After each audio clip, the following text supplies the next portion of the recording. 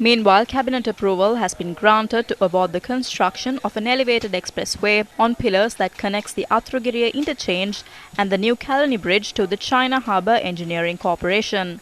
The project will be carried out on a build, operate and transfer basis, also known as BOT. The Cabinet of Ministers decided to hand over the contract to the China Harbour Engineering Corporation following the attractive bids they offered.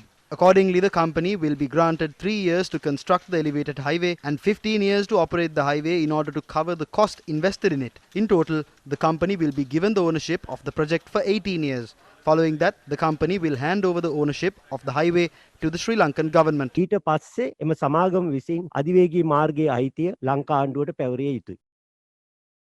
The government knew that the previous government had done a consultant project on this, I think spent almost 100 million rupees and said, look, the first section alone up to Rajagiriya would cost something like 50 billion rupees at the time, around $280 million plus pre-construction costs to move the existing electrical and other infrastructure out. That would cost about another 12 billion. That is on an annual basis to this company, or subsidize the toll or something like that. But now while that was happening, the new government had also asked for proposals to be submitted by letter sent out to the chairman BOI and secretary highways by Mr. P.B. Jasundara, Dr. P.B. Jasundara, secretary of the president, saying, look, the government is not willing to put any money, the government is not going to give out any annuities, government is not going to take out any debt for this project. The project company should ensure that it has sufficient revenue to meet its profitability requirements, and that the government will be strictly enforcing those conditions. Now, we don't know whether the government got any proposals on that basis or not, but suddenly in the middle of this corona pandemic, we are told by the cabinet spokesperson, look, yesterday we agreed to give this to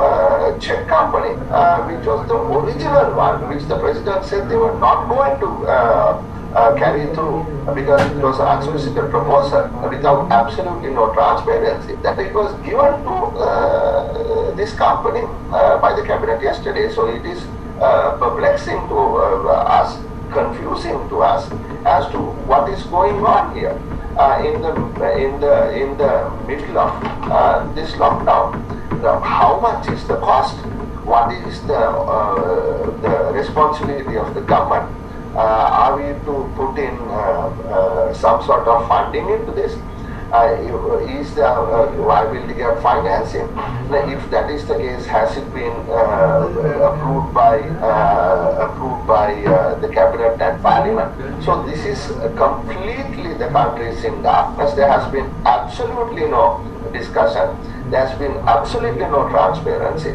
And this is the kind of thing that leads to absolute corruption. So we will start asking questions from the government when the lockdown is lifted.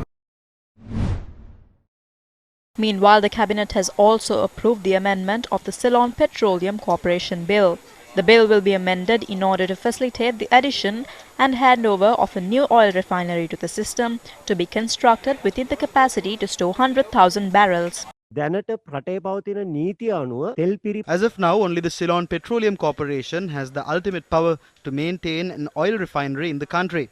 Therefore, we need to formulate the necessary legal background in order for this company, which is investing to construct and maintain this oil refinery. In this light, the Cabinet of Ministers decided to approve the amendment of the 1961 number 28 Petroleum Corporation Bill.